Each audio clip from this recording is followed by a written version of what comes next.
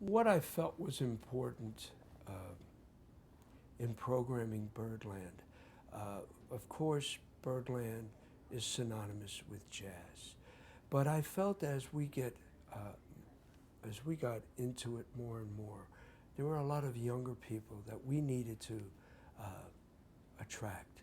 We needed to bring people to Birdland, and whether or not it was straight ahead jazz or bebop, I felt that it would be, we would lose focus if we didn't get young people involved in music.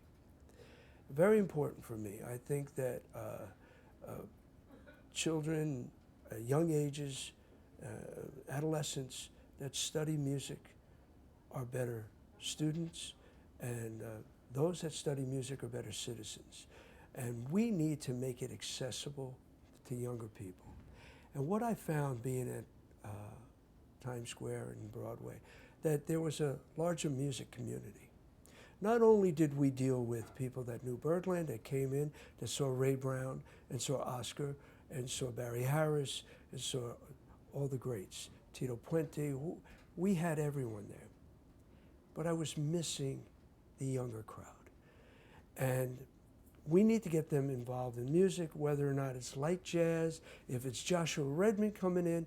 What I think was important was getting younger acts come in, where the younger people could visually adapt and recognize and accept. A lot of times you see younger people when Milt Hinton's at the bass thinking, this is for older people, when it's really not.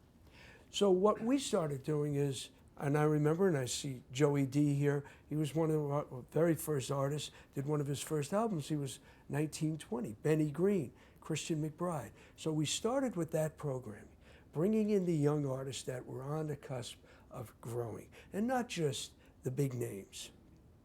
It's always good to sprinkle it with big names to give you the credibility, but you also need to bring up the younger artists. That worked very well with us, and we were starting to get a younger crowd, and we're starting to get students to come in. And then I found that there was another audience, and that was more the pop. When I say pop, I'm saying the theater, the American Songbook and musical theater. So we, being that we were in Times Square, we decided that Monday nights, because the theaters were dark, that what we would do, we'd do a program to attract music. Because if you think about it, my father was a big proponent of this. He said music comes from the same tree.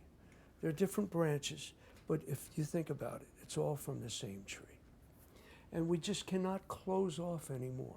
It's not fair to think that we're only going to do this type of music and not spread it out. So we became more eclectic in our booking. We thought that this would be important for us, being in Times Square. Monday nights, the theaters are dark.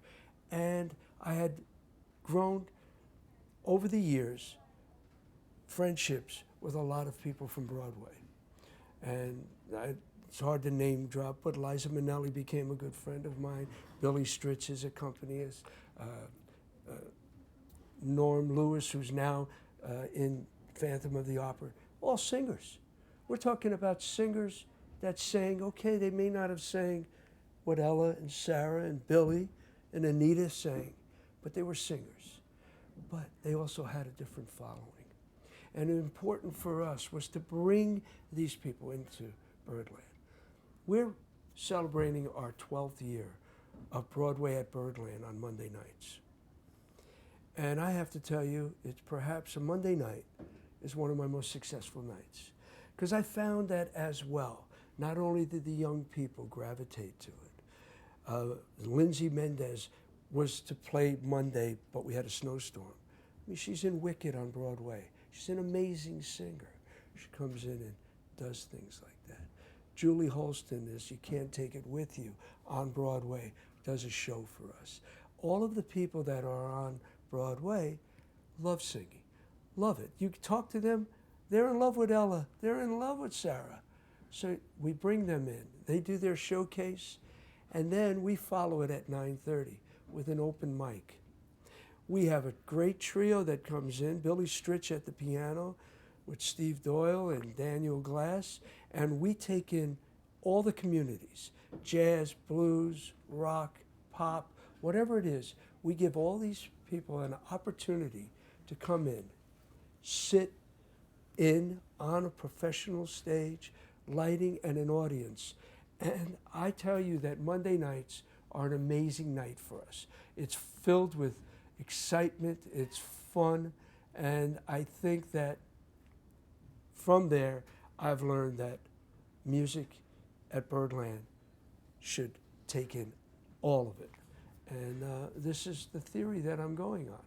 I'm actually in the process of building a club in the lower level at Birdland. Yeah, that's a surprise to you too. And also to my girlfriend didn't even know. Yeah, we've actually gutted, she does know. And we look to open in September. I've partnershiped with Michael Feinstein, who had a club for 15 years at the Regency. They've renovated the hotel and eliminated the room, and Michael and I have been friends for years. Again, here we're talking about Gershwin lover, but yet also the jazz lover that he is, and the connection with me in a jazz club and Michael Feinstein. It's all music. It all comes together. And we look, like I said, to open with Michael on September 16th. God willing, New York City. We'll look at them, permits come in, and we can get started. So I'm looking to expand that. And it'll be wonderful to think on two levels, that we're going to offer music around.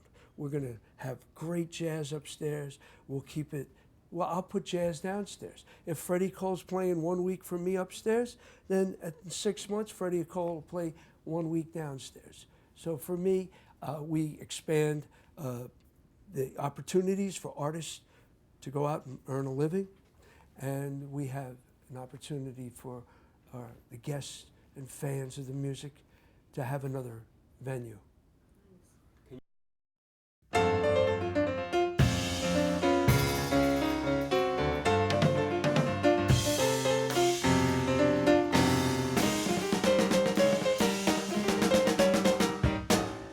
Okay, let's do it. Okay, you ready?